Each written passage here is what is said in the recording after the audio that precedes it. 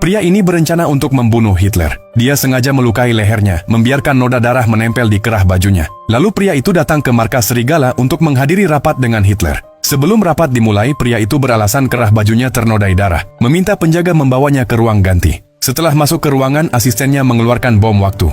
Mereka berdua menyiapkan berbagai alat dan berencana mengaktifkan bom di sana. Tapi tiba-tiba seorang penjaga mengetuk pintu. Dia memberitahu bahwa Hitler telah datang. Asisten itu dengan refleks memasukkan bom ke dalam tasnya sendiri. Lalu dia keluar ruangan lebih dulu untuk menahan si penjaga. Melihat bom yang tersisa, pria itu tak punya pilihan. Dia harus mengaktifkan bomnya sendiri dan memasukkannya ke dalam tas. Dengan dikawal penjaga, pria itu pergi ke ruang rapat. Dia memberitahu penjaga bahwa salah satu telinganya tuli akibat perang. Jadi dia ditempatkan duduk di dekat Hitler. Pria itu dan Hitler sempat saling bertatapan. Lalu dia meletakkan tas kerjanya di lantai. Sekarang bom itu hanya berjarak 2 meter dari Hitler. Jika semuanya berjalan sesuai rencana, Hitler akan dikirim ke neraka. Kemudian rekannya menelepon markas serigala. Pria itu pun berpura-pura menerima telepon dan keluar dari ruang rapat. Tapi sebuah insiden terjadi. Hitler tidak puas dengan laporan perang. Dia dengan marah menggebrak meja. Tas kerja itu terjatuh. Seorang perwira melihatnya dan memindahkannya ke tempat yang lebih jauh dari Hitler. Tindakan inilah yang akhirnya menyelamatkan Hitler. Detik berikutnya, ledakan besar mengguncang ruangan.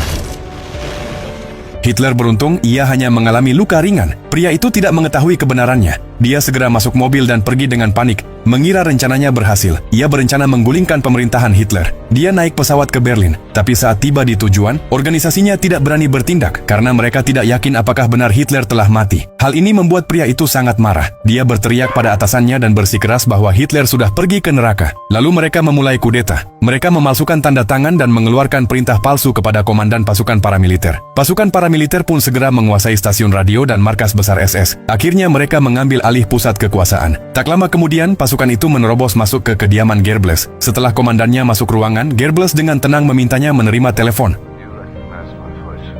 Komandan itu mendengar suara Hitler. Seketika dia membalikkan arah senjatanya. Pada akhirnya, rencana kudeta itu semua gagal total. Jadi pertanyaannya, apakah kamu tahu siapa pembunuh berani ini?